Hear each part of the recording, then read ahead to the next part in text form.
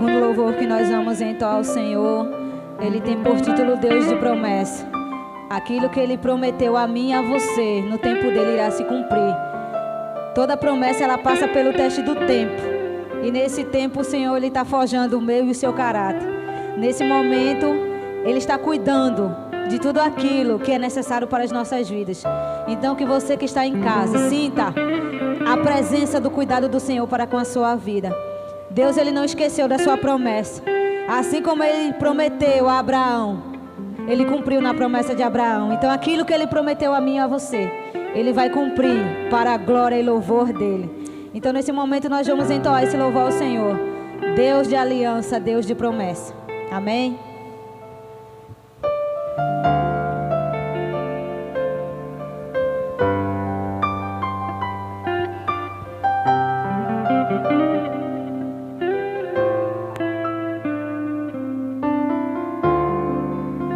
Sei que os teus olhos,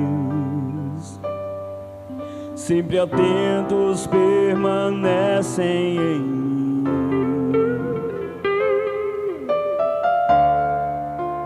E os teus ouvidos são sensíveis para ouvir meu clamor. Posso até chorar, mas a alegria vem de manhã.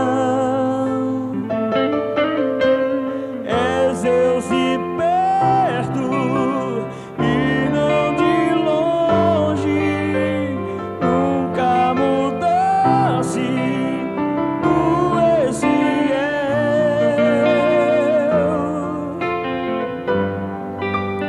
Deus de aliança, Deus de promessas, Deus que não é homem pra mentir. Tudo pode passar, tudo pode mudar, mas sua palavra vai se cumprir.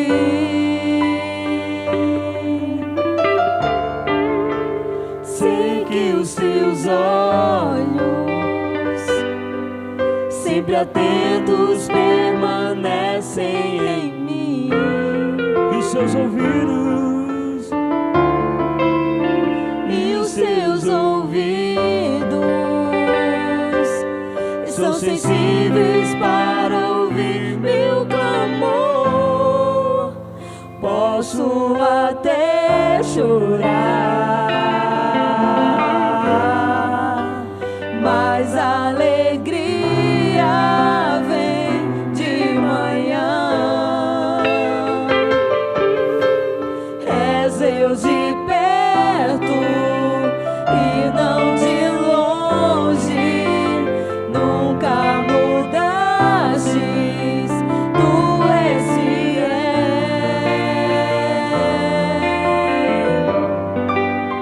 Deus de aliança, Deus de promessas, Deus que não é homem pra mentir. Tudo pode passar, tudo pode mudar, mas sua palavra vai se cumprir. Posso enfrentar o que for, eu sei quem luta por mim. Seus planos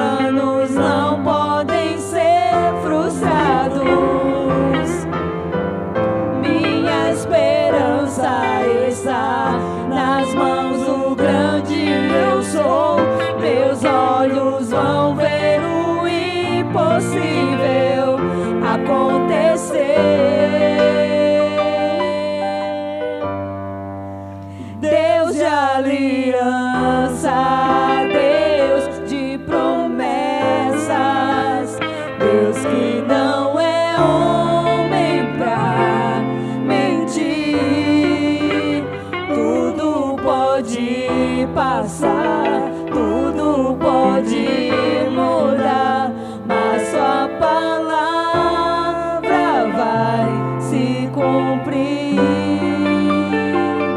vai se cumprir, vai se cumprir, vai se cumprir, vai se cumprir, eu sei, vai se cumprir, vai se cumprir, vai se cumprir, vai se cumprir. Glória a Deus. Que nós possamos crer que as promessas do Senhor se cumprirão em nossas vidas. Amém?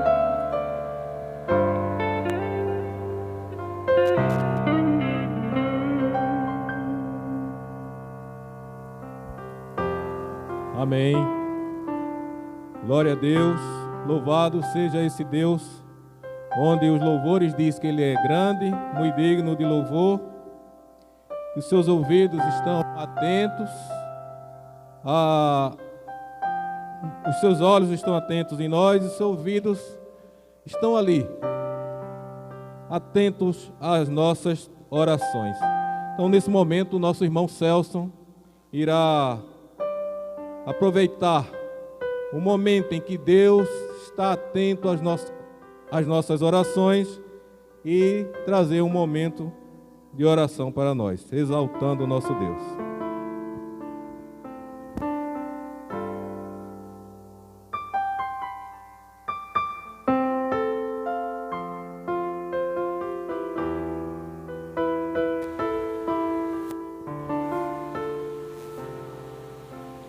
Graça e paz, amados do Senhor, que se encontram aqui no templo, e aqueles que posteriormente vão estar assistindo esse vídeo agora. É um motivo de muita alegria estar retornando a esse templo, a casa de oração. Mas não temos deixado de estar orando em nossas residências. A igreja não fechou, e sim se multiplicou. Imagine quantos lares passaram a cultuar o nosso Senhor Jesus Cristo nesse momento de pandemia, nesse momento de quarentena. Então, quem pensou que a igreja fechou se enganou. Ela se multiplicou, ela se expandiu. Milhares e milhares de pessoas que não tinham acesso, não ouviam falar da palavra de Deus, hoje ouvem, hoje têm acesso. Então, isso me faz recordar um versículo, a qual, quando eu me converti, quando eu aceitei Jesus, veio para mim esse versículo, se encontra em Josué, o capítulo 1 e o versículo 9. Diz assim: não te mandei eu ser forte e corajoso? Não temas nem te espante, porque o Senhor teu Deus é contigo por onde quer que andares. E assim tem sido comigo, tem sido com você, principalmente com você que está aí nos assistindo. E esses dias tem sido forte no meu coração um louvor que se identifica com a minha vida. Eu não vou louvá-lo, e sim eu vou falar, vou transmitir. Vou ser breve e em seguida vou estar orando. Diz assim: eu andei sem destino, perdi a razão. Na estrada da vida eu fui na contramão. Mergulhei de cabeça no abismo sem fim. Loucura e tristeza eram partes de mim. No terrível espinho do pecado eu pisei. A ponte entre a vida e a morte eu cruzei. Do outro lado eu vi meus pedaços no chão. Minha alma vagava na escuridão. Das garras da morte, o Senhor Jesus me arrancou. Me mostrou a verdade que eu nunca quis ver. Acordei de um pesadelo e voltei a viver. Hoje eu estou bem, mas já estive mal. Sou dia de sol, mas já fui temporal. Fui barco à deriva, fui noite sem lua, verão sem calor. Hoje eu sou verdade, mas já fui engano. Já fui fonte seca, hoje eu sou oceano. A alma ferida, coração quebrado, Jesus consertou. Jesus me curou. Jesus me transformou. Jesus me salvou. Então toda a honra e toda a glória seja dada ao nome de Jesus. Hoje eu estou aqui por causa do Evangelho, por causa de Jesus, por causa que eu dei motivo, eu dei lugar, eu aceitei, eu disse sim, basta desse jugo de escravidão. Eu quero viver e viver em abundância. Eu quero ter vida. E Jesus me alcançou. Não foi eu que alcancei. Ele sempre estava ali, mas eu nunca quis ver. E a partir do momento que eu abri os olhos e aceitei, minha vida transformou. Transformou de um projeto falido para um projeto de sucesso. Um homem sem rumo, sem eira e nem beira. Hoje eu tenho uma família maravilhosa, uma esposa abençoada por Deus, uma esposa que caminha comigo, que me ajuda, que me aconselha. Uma sogra que é uma mãe que eu sempre pedi e não tive, e hoje eu tenho. Uma filha do coração. O meu filho Valentim, que veio para abençoar meu casamento e mostrar que é possível uma vida com Jesus. Então, hoje eu sou um milagre vivo da transformação do Evangelho. Vamos orar. Santo e eterno Deus, obrigado por ter mandado Jesus para nos salvar, para nos mostrar que é possível ter vida, é possível viver uma vida, mas com Jesus. Esse caos que veio foi para mostrar e abrir os olhos de muitos que estavam se esquecendo do amor de Jesus Cristo, para comigo, para com você, para com todos aqueles. O sacrifício dele na cruz não foi em vão. Eu estou aqui, eu sou prova viva disso, e você também pode ser. Então, Pai querido, abençoa essas famílias, manda teus anjos, para que possa confortar aquele que perdeu um ente, aquele que está enlutado, até mesmo aquele que está no leito de hospital sem esperança. Manda alguém, manda o teu servo, manda o teu anjo, para confortar aquela alma, e dizer que se ele aceitar Jesus Cristo, ele vai sair dessa situação a qual ele está acometido. Só Jesus transforma. O lema da Cristolândia, eu sou um ex-aluno Cristolândia, com muito orgulho, diz assim: Jesus transforma. Jesus, transformação e vida. Então creia no nome do Senhor Jesus Cristo, confesse-o e diga: Pai, estou aqui para te servir. Então, meu Senhor e meu Deus, eu te peço que abençoe todos aqueles que estejam ouvindo essa voz e façam que eles compreendam que sem Jesus não dá. Abençoa o nosso pastor, nossos diáconos, nossos líderes. Abençoa todos os irmãos que estão aqui. Abençoa o dirigente desse culto, a nossa educadora cristã. Que eu não venha pecar em esquecer alguém. Então abençoe todos que fazem parte da primeira Igreja Batista em Socorro e aqueles que fazem parte da nossa redondeza, que está na nossa vizinhança. Meu Senhor e meu Deus, eu te peço tudo isso em nome do Senhor Jesus Cristo. Amém.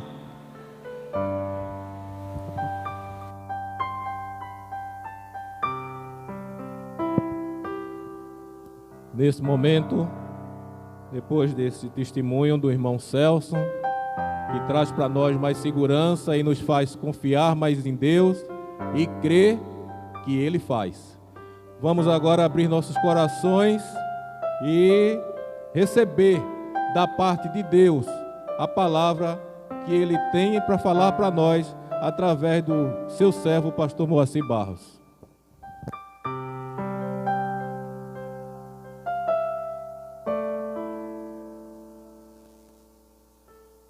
Amados do Senhor, não poderíamos deixar de transmitir aos irmãos que nos acompanham a situação em que estamos, que é natural, sem nenhum problema. Tivemos um processo na internet, os nossos cultos, agora vai ser, nesse momento, transmitido depois, você está sendo transmitido, e agradecer a Deus por isso. E a palavra que Deus colocou em meu coração, sempre procuro diante de Deus ver as coisas que acontecem e trazê-las como exemplo, como ilustração. Hoje estamos, pela unção de Deus, num tema assim: o aperfeiçoamento da igreja. Vejam o que Deus fala, antes mesmo de aqui chegarmos, sobre o aperfeiçoamento da igreja. Estou com a Bíblia aberta no livro de Hebreus, capítulo 12, e nós leremos do versículo 4 ao 13. Diz-nos assim a palavra do Senhor. Hebreus, capítulo 12, do 4 ao 13. Acompanhe comigo. Ora, na vossa luta contra o pecado, ainda não tendes resistido até o sangue, e estáis esquecidos da exortação que como a filhos discorre convosco. Filho meu, não menosprezes a correção que vem do Senhor, nem desmais quando por eles é reprovado, porque o Senhor corrige a quem ama, e açoita a todo filho a quem o recebe. E para a disciplina que perseverais, Deus vos trata como filhos. Pois que filho há que o pai não corrige? Mas se estáis sem correção ou sem disciplina, de que todos se têm tornado participantes, logo sois bastardos e não filhos. Além disso, tínhamos nossos pais, segundo a carne, que nos corrigiam e os respeitávamos. Não havemos de estar em muito mais submissão ao Pai espiritual, e então viveremos? Pois eles nos corrigiam por um pouco de tempo, segundo melhor lhes parecia. Deus, porém, nos disciplina para aproveitamento, a fim de sermos participantes da sua santidade. Toda disciplina com efeito, no momento não parece ser motivo de alegria, mas de tristeza. Ao depois, entretanto, produz fruto pacífico aos que têm sido por ela exercitados, frutos de justiça. Por isso, restabelecei as mãos descaídas e os joelhos trôpegos, e fazei caminhos retos para os pés, para que não se extravie o que é manco, antes seja curado, em nome do Senhor. Amém? O aperfeiçoamento da igreja. Imaginem os irmãos que nos assistem, nos acompanham, a igreja que está aqui presente. Se no primeiro embate que acontecer em nossas vidas, eu digo assim: vou parar, não vamos mais fazer nada. Está sendo gravado o culto, passamos por isso. Se nesse momento, então não tem mais culto, a internet caiu. Não é assim. Agora é que nós vamos seguir. Foi por esse propósito que Deus, na palavra, Ele quer o aperfeiçoamento da igreja. E vou usar uma expressão muito corriqueira. Às vezes, ou muito precisamente, às vezes nós, cada um de nós, precisamos de chicote para aperfeiçoar. Eu não sabia que irmão Celso ia dar testemunho, mas ele sabe do que falo. Aí vai aperfeiçoando, passa por sendas que não queria, e Deus disse: não, meu filho, você é meu, venha para cá. Mas Deus trouxe. É assim com muitas vidas. E antes de adentrarmos ao texto, pelo nosso tempo, olha, 2 aspectos dentro do texto que nós lemos é pertinente falar. A Epístola aos Hebreus, não há um autor, escritores, exegetas, não atribuem o escritor para a Epístola aos Hebreus. Alguns dizem que foi Barnabé, de Chipre, outros que foi Paulo, o apóstolo, mas tem nuances na Epístola aos Hebreus, palavras que tão coloquiais, tão eruditas, que não era a linha de Paulo, apesar de ele ser trabalhado, um homem douto na questão aos pés de Gamaliel. Atribui-se até que a Epístola aos Hebreus tenha sido escrita por Apolo, de Alexandria. Aí sim, um homem muito culto, mas não se tem isso como um crivo. Por que estou traduzindo isso nesse primeiro momento?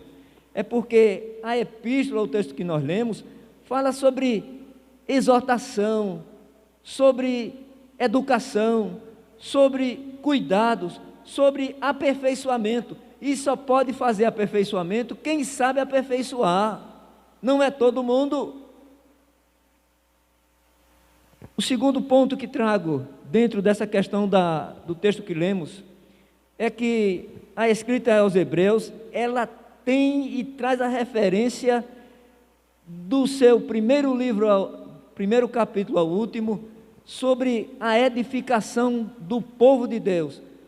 Hebreus vai falar-nos claramente da condição do povo de Israel, fala dos profetas, fala sobre os profetas, fala sobre os heróis da fé, fala sobre uma igreja que precisa vivenciar o Velho Testamento em santidade, e dentro desse contexto está o texto que lemos.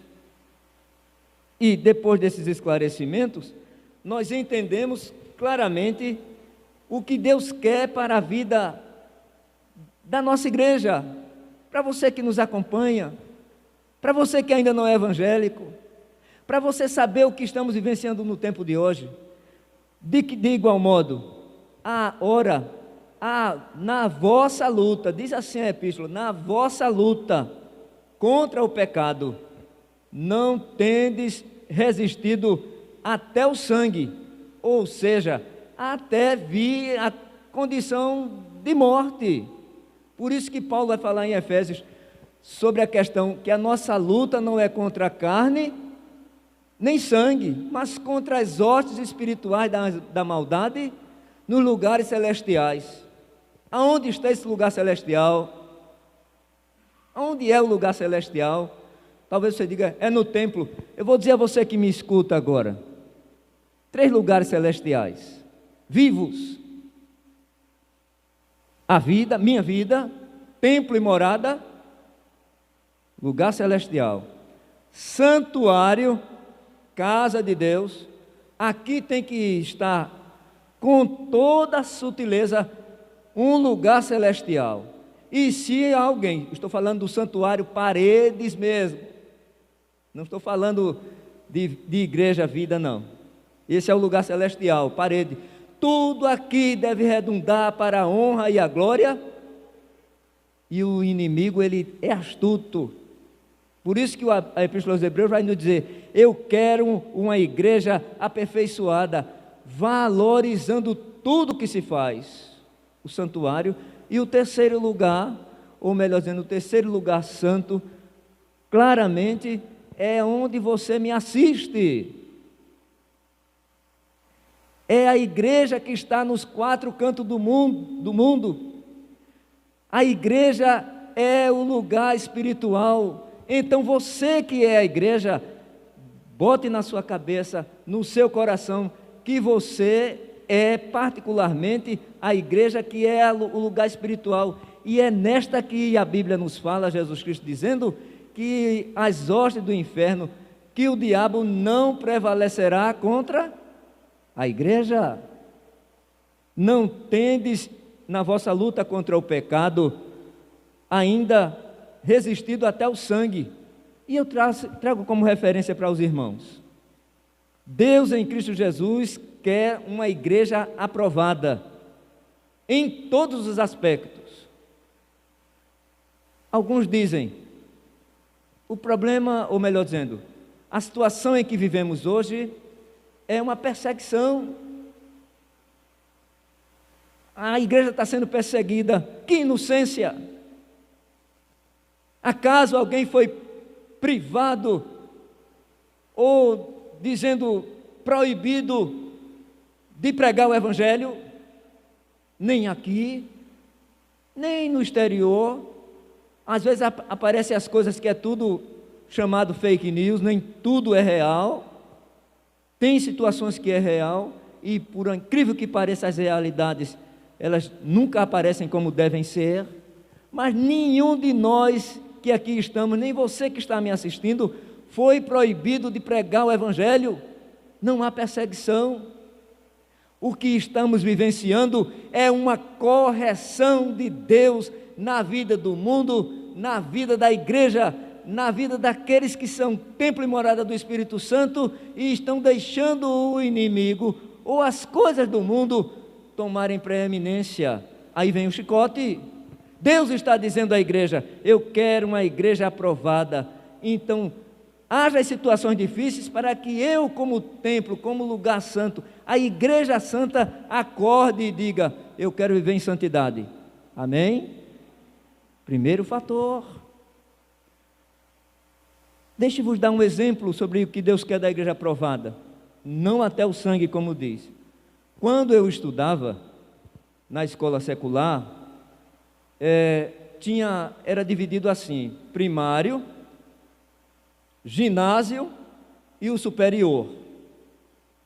Não existia aquela questão do que nós traduzimos como a questão do ré, não é? Ou a pessoa era aprovado ou era reprovado. Não tinha essa história do ré. Hoje em dia tem ré, e até chega a questão de chamarem a condição de alguém estar na recuperação. Não é assim o tempo hoje? Aí a pessoa vai e diz, não passou não, vamos dar um ajeitadinho, aí ré, aí depois outro ajeitadinho, bota mais um ponto, ré, até a pessoa chegar para se formar. No meu tempo não era assim, ou era aprovado, era o boletim, aí tinha lá o carimbo, vermelho, reprovado, não tinha o que fazer. Não tinha o que fazer. A igreja que Deus quer, ela é assim. Ninguém que me escute na unção do Espírito Santo de Deus vá atrás do ajeitadinho de Deus. Deus não tem ajeitadinho. Ou você anda coerente com a palavra de Deus, porque Ele quer uma igreja aprovada. Não vai haver o ré. Eis aí a questão que estamos vivendo no mundo. Deus dizendo, eu quero uma igreja aprovada, porque vocês não venceram até o sangue. E quantos, eu sei que estou dizendo quantos e quantos tiveram cerceado a sua vida. Quantos? Então, igreja, Deus está dizendo a mim e a você, desperte, acorde, não se limite por poucas coisas. Diz a Bíblia, o apóstolo Paulo, desperta tu que dormes, levanta-te dentre os mortos e Cristo vai te esclarecer sempre. O segundo momento da Epístola aos Hebreus que nós lemos é que dentro dessa questão, a epístola, por isso que não pode se dizer que foi o autor Apolo, ou muito menos Barnabé. Muito bem. Então, como estávamos dizendo, nesse segundo momento, a Epístola aos Hebreus, ela traz para nós uma ilustração viva, uma figura de linguagem que é paulina, ou melhor dizendo, que é típico do apóstolo Paulo. Vai falar-nos sobre a questão de um relacionamento familiar, onde está explícito dentro dos versículos de Hebreus 12, do versículo 5, basicamente ao versículo 11. Fala-nos assim, que Deus quer uma igreja aprovada, mas nós precisamos também entender os cuidados e as correções divinas. Então, é notório nós notarmos um pai que quer o melhor para os seus filhos, um filho que precisa entender o que é ser filho e carece de ajustes e carece de correção, e que todos nós precisamos nos deixar ser corrigidos. Por que estou dizendo assim? Diz assim a Bíblia: estais esquecidos da exortação que como filhos discorre convosco? Todos nós temos um pai ou mãe. Posso estar falando para adolescentes que tem um pai e uma mãe que quer cuidar deles e eles não querem ser cuidados. Posso estar falando também até para adultos que têm que ter rédeas na vida e não querem rédeas. Às vezes nós vemos e precisamos entender que diante de uma situação que nem o governo sabe como conduzir, ele busca todas as artimanhas e artifícios para que as pessoas sofram menos, e muitos não entendem, acham que não, eu vou fazer como quero. Eis a razão do que nós estamos vivenciando. Quantos mortos que poderiam ter sido evitados? Porque o homem se desavisa das coisas. A Epístola aos Hebreus leva-nos exatamente a esta razão. Precisamos entender os cuidados que Deus quer para com a sua igreja. Veja o que a Bíblia nos diz: porque o Senhor corrige a quem ama e açoita todo filho a quem recebe. Ora, se para a disciplina que preservais, Deus vos trata como filhos. Pois que filho há que o pai não corrija? Ele está fazendo correlação entre pai e filho. Mas se estáis sem correção, de todos se tem tornado participantes. Logo não sois mais filhos, mas bastardos.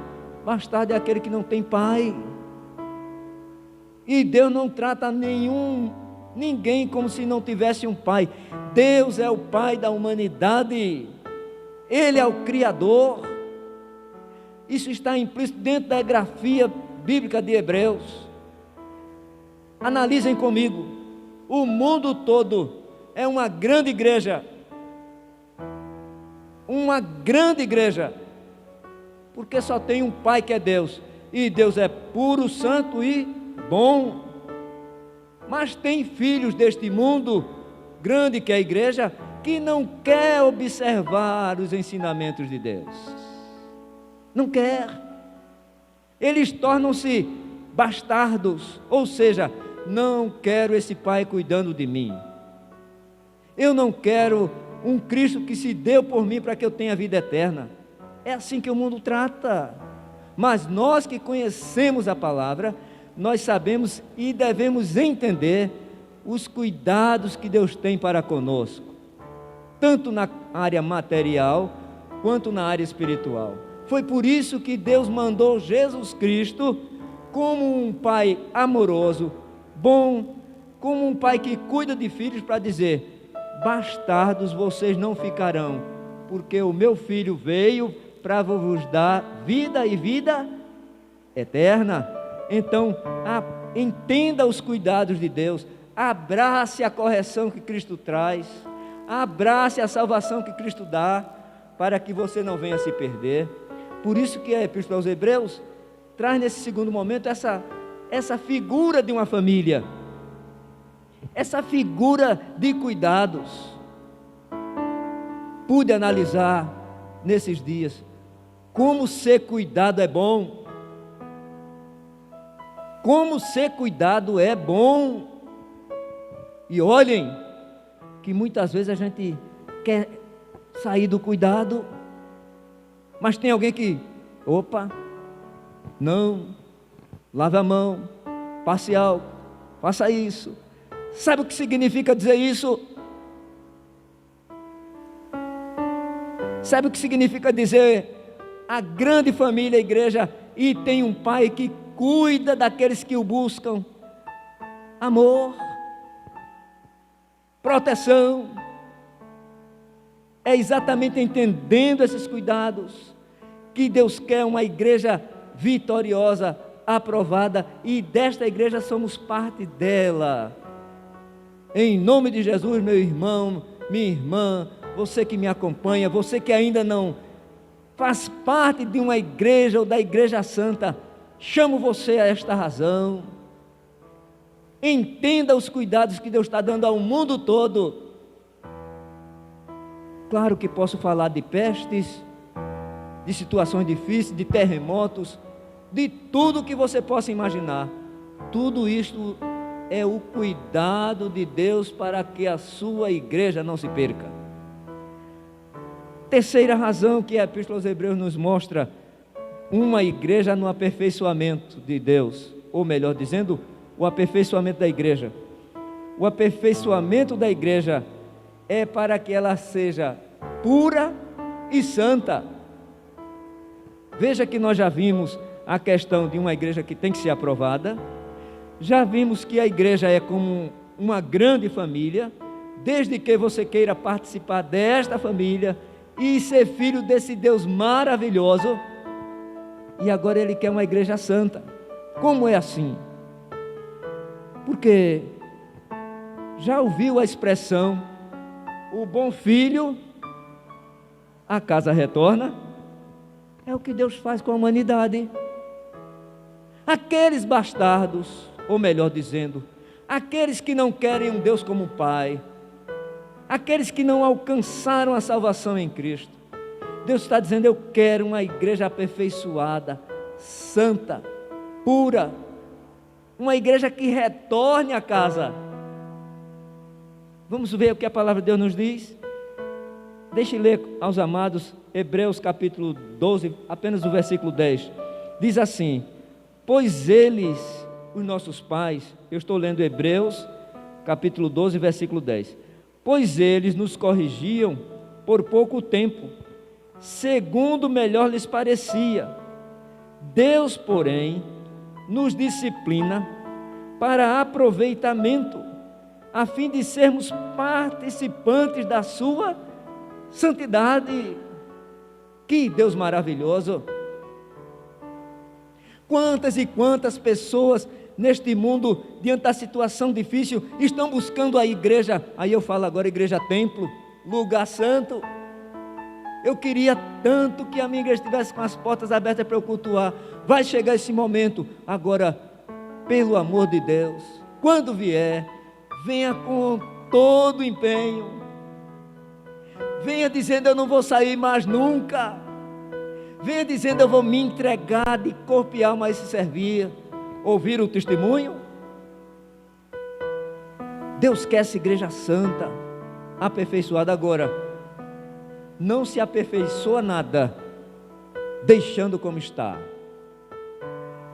Já ouvi a expressão de alguém dizendo assim: dia do amigo, quarta-feira passada, o bom amigo é aquele que exemplifica, é aquele que corrige, é aquele que busca o melhor, é aquele que diz a verdade, que muitas vezes pode até ferir, mas é a verdade do coração, dizendo: eu amo você. Quer ver o falso amigo? É aquele que você está errando e diz assim: está certo, está bom. É aquele que vê você caindo no buraco e diz: eu vou ver até onde ele vai. Eu sou teu amigo, vai. É aquele que muitas vezes vê você necessitado em alguma situação e dá as costas e diz: eu sou amigo. Esse não é.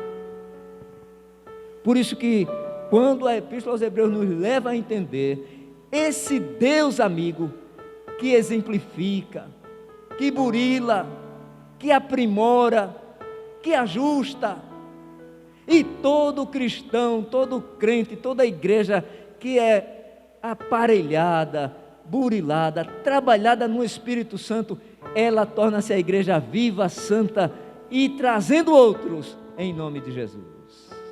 Na conclusão que quero trazer para os amados, a Epístola aos Hebreus nos mostra que a exemplificação, esse trabalhar de Deus, é para nos aproximarmos dele. Como diz a Epístola aos Hebreus: sede santos, porque eu, Deus, sou santo. E sabe o que significa dizer isso? Olhe, Moacir, você é pecador, mas eu estou dentro de você, o meu Espírito está em você. Então, diante das coisas do mundo, saiba como driblar, não fique parado, não fique, de certa forma, impedido, siga. Essa palavra também é dita a você que quer parar, a você que está achando que o mundo gira em seu torno. O mundo tem que girar da minha maneira. Não! O mundo, a grande família, o grande povo, a grande igreja, ela é gerada, ela é regida, ela é trabalhada pelo Espírito Santo de Deus em santidade. Tudo dá certo. Nesta conclusão ainda permitam, diz a palavra do Senhor, veja como é burilar uma igreja. Restabelecei, diz lá no versículo 12 e 13, por isso restabelecei as mãos descaídas e os joelhos trôpegos, e fazei caminhos retos para os pés, que não se extravie o que é manco, antes ele seja curado. Que expressão de linguagem, né? Que figurativo de linguagem. É o que chamamos na Bíblia, basicamente não é nem metáfora, é o figurativo, figura de linguagem. Levantai as vossas mãos descaídas. Descaídas por quê? É aquele que acha que tudo já cessou, a desesperança chegou, os enganos chegaram, os desencontros chegaram. Então eu vou fazer essa expressão, eu sei que estou sendo filmado, aí encruzo os braços, não quero fazer mais nada. Você sabe quem é que vive de braço cruzado? Morto. Simples, né? Nunca viu? Acaso você já viu algum morto com o braço aberto, a não ser aquele que deu a vida por você? Até na cruz de Jesus está dizendo, Deus está dizendo: eu quero uma igreja que trabalhe, eu quero uma igreja que as mãos não estejam decaídas, mas as mãos estejam abertas a abraçar, a buscar, a perdoar. Até nisso, levantai as mãos. Posso dizer isso sem problema algum. Poucos instantes nós tivemos um problemazinho de gravação. Então o tempo ele urge, mas no momento que louva, parece que o tempo abrevia. Perceberam? Aí louvo, aí não está na hora. Louve, levante as mãos, glorifique. Deus está na sua vida como está na vida da igreja. O segundo ponto que trago é que os joelhos desconjuntados. Os joelhos desconjuntados. Olhe, tem historiadores, e já foi visto que isso não está na Bíblia, mas que alguns pesquisadores viram que nos joelhos de Jesus Cristo tinha como se fosse calos. ouvi o testemunho de uma missionária que ela prefigurava duas coisas. Ela tinha esporão nos pés e calos nos joelhos. Toda pessoa que ora tem calo no joelho. Toda. Cria calo. Se quem quiser entender, cria como se fosse uma proteção nos joelhos. Não na pátela, mas na ponta do joelho. Cria calo. Não sente mais dor. Ele pode cansar as costas, mas o joelho não dói mais. É isso a expressão, que é uma figura viva.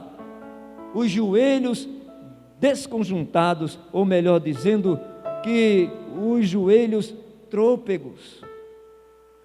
Ajuste, dobre-se na oração, porque tem vidas que não sabem nem se ajoelhar para orar. E é essa uma igreja que Deus quer. Uma igreja que saiba agradecer e uma igreja que se queda diante dos pés dele. E assim nós temos uma igreja aperfeiçoada para servi-lo mais em santidade e em vida. Que Deus assim esteja falando ao seu coração, como tem falado ao meu. Que esta palavra chegue ao teu coração, mostrando que a missão de Jesus Cristo, pela Epístola aos Hebreus, como lemos, ela veio fazer o que o apóstolo Paulo nos diz em Efésios 5, 26, 27, para santificar, purificando com a lavagem da água pela palavra, para apresentar a si mesmo igreja gloriosa, sem mácula, nem ruga, nem coisa semelhante, mas santa e irrepreensível. Vejam a linguagem paulina em Efésios. Vê se não é a mesma condição da linguagem aos Hebreus, se é que eu posso forçar o texto. Deus quer uma igreja aprimorada, Deus quer uma igreja aperfeiçoada. E olhe, meus amados irmãos, que me escutem os que aqui estão, o ajuste que Deus tem que fazer na minha vida é diferente da vida desse meu filho Jackson, é diferente da vida do meu filho Diego. Cada um precisa de um ajuste. Não queira se ajustar à minha maneira, jamais, porque Deus sabe aonde ajustar cada um de pessoa. Ele conhece você, então Ele quer esse ajuste para que você seja a igreja e vá para o céu. Deus te abençoe, meu irmão, em nome de Jesus. Vamos orar. Você que está em casa, ore. Peça a Deus: Senhor, ajusta meu coração. Faz-me, Senhor, consciente que Tu estás aprimorando minha vida, para que eu seja uma igreja aprimorada e aperfeiçoada. Feche seus olhos. Ó Deus, muito obrigado por este momento, pela Tua palavra, pelo preparo que Tu deste ao meu coração, pelo que Tu tens feito na minha vida, na vida da minha família, na vida dos meus filhos, da minha amada esposa, na vida de toda a igreja que amo, na vida dos que estão nos ouvindo, dos que estão cultuando conosco. Ó Pai, que a Tua mão protetora, santa, justa e boa, alcance cada vida, cada pai, mãe, filho, filha, e entendam que Tu estás aprimorando para melhor servi-lo em santidade, no nome precioso de Jesus. Amém e amém. Deus nos abençoe. Quero no finalzinho pedir que os irmãos estejam sempre orando. Nós estamos com o Luciano internado, nosso irmão Luciano, que mora ali perto da nossa irmã Amauri e Cristina, ali no Alto do Vento, para que estejamos orando por Luciano, e também o pai da nossa irmã Eliane, que já está em casa. Que Deus esteja abençoando essas vidas em nome de Jesus. Uma boa semana, que sigam na paz de Deus. Domingo teremos a escola bíblica dominical e à noite o nosso culto vespertino. Deus nos abençoe.